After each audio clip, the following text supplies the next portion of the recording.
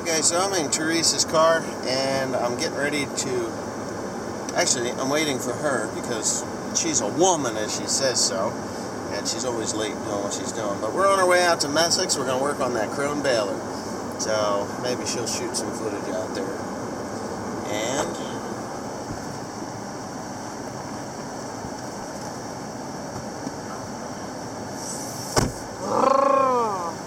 what are you doing? What is that in my face? Yeah, your piece of Kia will make it. Pizza. Right? Right. Alright. Alright, so Teresa's going to be the film girl today. We'll see what kind of antics we get into. I do have my drone, so I'm kind of hoping we'll get some drone footage. If not, well, oh well, right? Right. I actually said we can test drive some tractors. And take a kibutza out. Kibutza. A Kubota. Kibutza. A kibutza. Hey, easy with my coffee. You got coffee? How comes I don't have coffee? I gave you 1 cup. I drank it all already. There's a car coming, oh my god. Alrighty. Time to shut the lights off, shut the camera off, and we're on our way. Okay, so we made it to Messicks, and this is going to be a difficult film to make for the very simple reason is the mechanics, yes, they're great guys and everything, know more about these balers than I could ever even imagine to know, even though I run them and repair them myself. There's just tiny little things that they know that I don't. And they can pick out problems before they even start. And but anyways, the mechanics don't want to be on film. So what you're going to do is you're going to hear their voices. This is, I'm not even going to say who it is, but very knowledgeable. Actually, I am going to say who it is. This is Gerald. You see Gerald's hand. Anyway,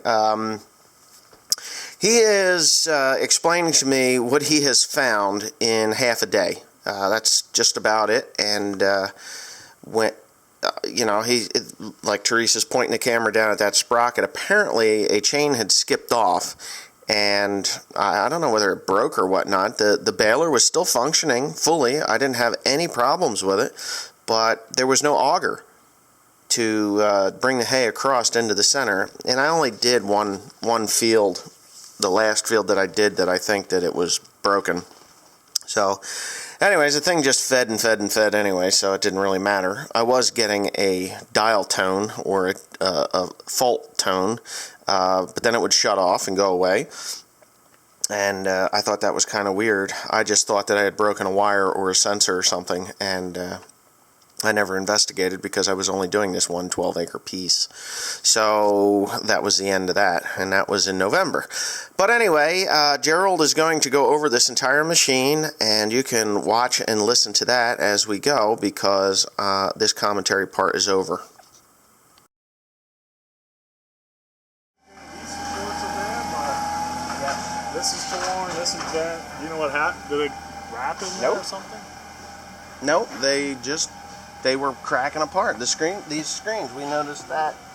We noticed, where is it? It's broke up in there someplace. This is bent. That's bent? Yeah. This machine does not wrap. It would... This is bent a little bit. You can see where it dips. Ways in between the supports there. The first day that I ran it, it was in damp hay, and I did have it wrapped here, just right in here. Okay. And if I remember right, there was just a little hitch. Did I weld it? It was here. I didn't even weld it. It was right here where these paddles come up. Yeah. And it was a pinch point for the hay, right in here. I did not weld it. I was thinking of welding it, but I didn't weld it. Because it's just that little bit of gap there. These are also set pretty heavy. So there's spring tension on the back, which I'm going to adjust that so this will float more. Now, okay. You don't do fodder, right? Nope. That's obvious because no. It's not a lot. You know, we've had all the other balers we've done this year have done fodder, and this one definitely has a lot less wear. Yeah, no, fodder is murder. You can run... like light or heavy crop, if you're going wet hay or dry straw or something, you can change the spring tension to let this... To float it a little bit? If it's really light, you're going to want a little more pressure to hold it there. Yeah, if it's really heavy, you want this to float. Yeah, no, I mean... But I am going to You can't even pick this up with your hand. No. So No, you can't. it Well, should- where do you adjust that? I guess it is lying down there. Well, now it's up all in the air, Yeah. so it's gonna. But when it was down, it took two of us, one on each side, Okay. to pick it up. So Yeah, you should be able to come along I here take that thing off and grab this. when I change the hoops and the teeth. I'll move hoops and stuff. I pull that whole thing off there because it's a, well, you know, it's a son of a bitch. There's nothing easy about getting in there. And this baler loves to pick up string. There has been a string left in the last 20 years on the ground. This baler grabs it. I'm hoping next year I don't have any So I string. guess we'll do it with the bands off. Actually, I think we should probably replace every single one of them and inspect the ones that we don't, and I'll take those back as used ones, and I'll pay for the new ones. That's because I believe, according to Krone, after 10,000 bales, you're supposed to change them all out anyway. And there are new ones in there, but there's wrong ones in there. One of the guys from I don't know, got their numbers screwed up. So they sent me lighter ones. You'll see them in there. They're gray ones. Okay. They're the wrong ones. So he put those in. I put them in there because I had nothing else. And no, they won't.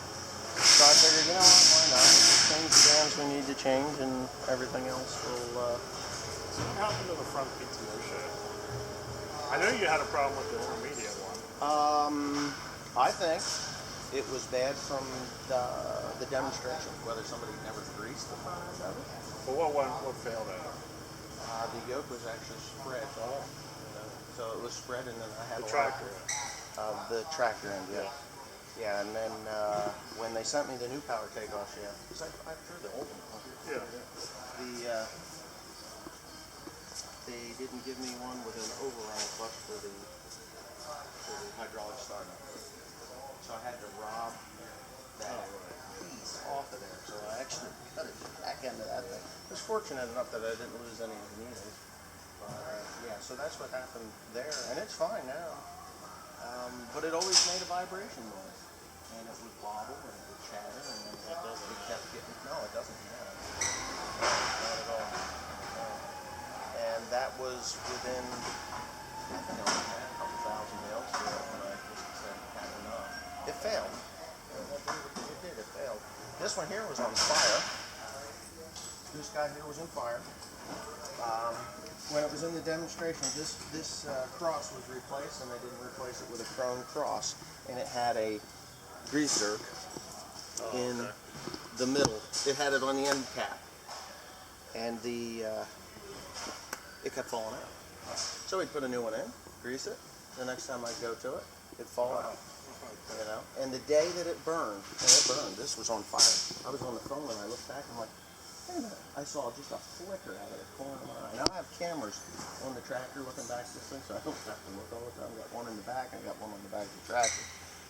But I saw a flicker, and I thought, well, what the heck is that? I hung up the phone. I came back here, and I was like, well, I got a fire extinguisher, and you don't even know if it's full or not, but because it doesn't have a gauge. No, I was gonna piss on it. Is what I was gonna do, because I didn't want to waste that. Yeah. I looked it up online.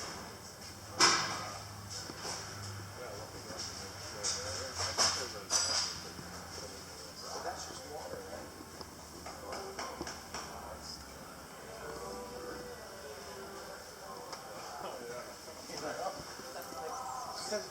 Same like your, and I didn't drain it. I don't know. You ever drain your air tank? No, I didn't. That's But one thing that it I. does have a dryer on it, doesn't it? It blows off. It blows off, but they're full of water. Oh, okay. The ones that I've Is that one full of water? I didn't check it. Oh, If you never did it, I'm sure it is. Okay. The ones that we've been getting in and servicing, him and I, we just been bleeding off the air Okay. and pulling it has a valve. Yeah, underneath. sure, just like a regular air tank. When we get out of that one, we filled pretty much up a 5-gallon bucket. Wow. Well, it's only a 6-gallon tank. It wasn't full, but it was a good bit of water. Yeah. That tank was probably half full. Okay. Wow. That's not So that's something to keep in mind. all right. Yeah, I didn't even think of that. Hey, you know, I got a guy sent me a thing. They call it Clear Drain. clear drain system for my truck, and does away with the air dryer filter and everything. It dumps every 15 minutes, or blows 5 seconds of air, and when you shut it off, it dumps the air. That'd be great. Because where that's at, that's kind of neat. Well, you don't even think about it. You know, we're not bailing in the rain, and No. it should be dry, but I guess any bit of moisture. Cool. Yeah, I'm gonna put new air filters in there. Yeah, I blew that out only once this year. Yeah, I didn't know if you ever did it or not. There is a pre-filter in there. That one didn't look too bad. No, just once. This. Yeah, when I change that, well, I'll take that off and knock anything out of that. My driver, Carl, he's anal about air and stuff like that. And as much dust and dirt as You this got a machine. relocation kit if you wanted to move it somewhere. I've never seen anybody do it, but that's what that long thing is. Yeah, I mean, I think it goes up to the tractor then. You probably got a green. Yeah, it's in there. Yep. And then there's a mount or whatnot, and you put it on there. Yeah, I figured if it was going to load up, then I would move it. Yeah. But it doesn't load up, and as much dirt as this thing creates, and it does, it's a dirty. This is the worst one I've ever ran as far as dirt. But it blows off, as long as the knotters are clean. You have that adjusted pretty much to keep it clean. You know how to, I showed you how to. Yeah, through the computer. Yeah, and maybe Change once it a out, week, right? once a week it'll build up enough that I have to really just clean it out with the leaf blower. For the most part. You know you can blow that off without a running. Like No. if you just wanted to manually blow it off. No, I've never seen. Well, now we're gonna learn something. So your only other things is the pickup, the fractures in it. That's really what Pretty much. these bearings that run inside here, the ones that are that run in the track, Yeah. pretty worn. Oh yeah, we're gonna replace Okay. them all. Yep. All right. Yeah, I knew They that. can tell, and yours are all intact. None of them came apart, but they're worn down. Yes. What I've seen with these other balers, especially guys that do fodder, I've seen a 5,000 some of them come apart, come off.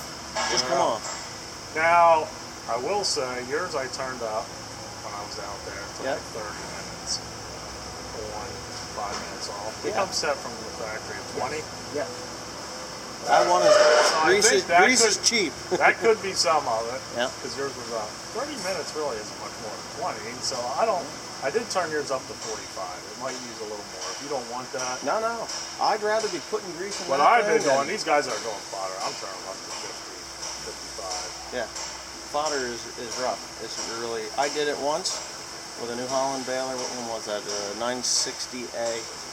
Yeah. I swear I did 10,000 bales worth of damage to that thing in 100 bales. This stuff is really hard on it.